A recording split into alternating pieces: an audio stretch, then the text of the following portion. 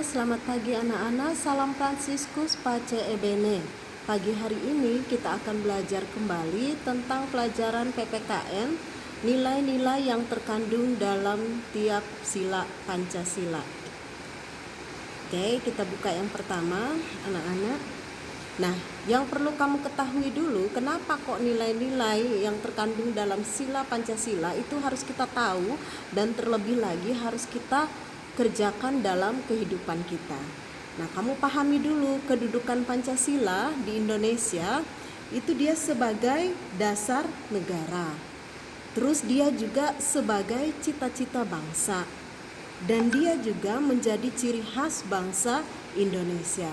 Nah, jadi itu yang perlu kamu pahami dulu ya anak-anak ya, kedudukan Pancasila di negara kita. Dia sebagai dasar negara, dia sebagai cita-cita bangsa, berarti tujuannya nanti ya, negara Indonesia ini seperti apa, itu ada di Pancasila. Dan dia sebagai ciri khas bangsa Indonesia yang membedakan Indonesia itu dengan negara yang lain. Jadi Pancasila ini sendiri dia merupakan pandangan hidup dan kepribadian bangsa Indonesia. Itu yang harus kamu ingat.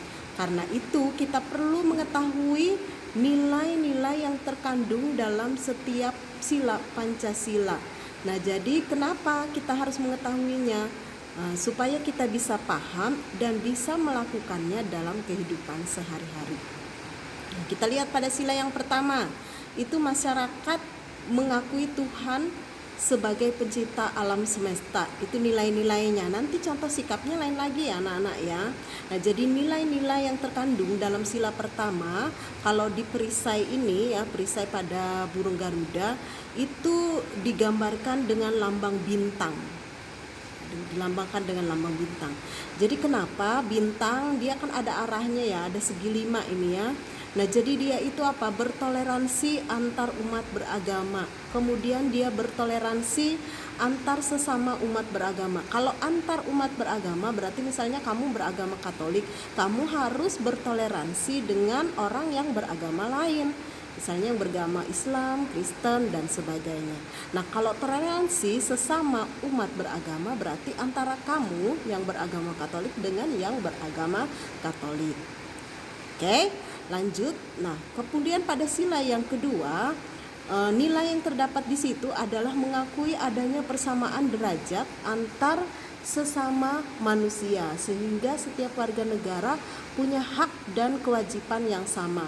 Nah, kalau dia sila kedua itu dilambangkan dengan apa anak-anak? Pada perisai ini dilambangkan dengan gambar apa? Gambar rantai ya, tidak terputus.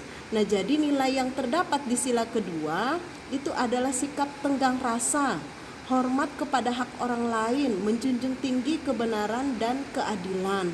Nah, Ibu ambil contoh sikap yang menghormati hak orang lain. Misal pada pertemuan pembelajaran online menggunakan Google Meet atau Zoom. Nah, kamu harus menghormati hak orang lain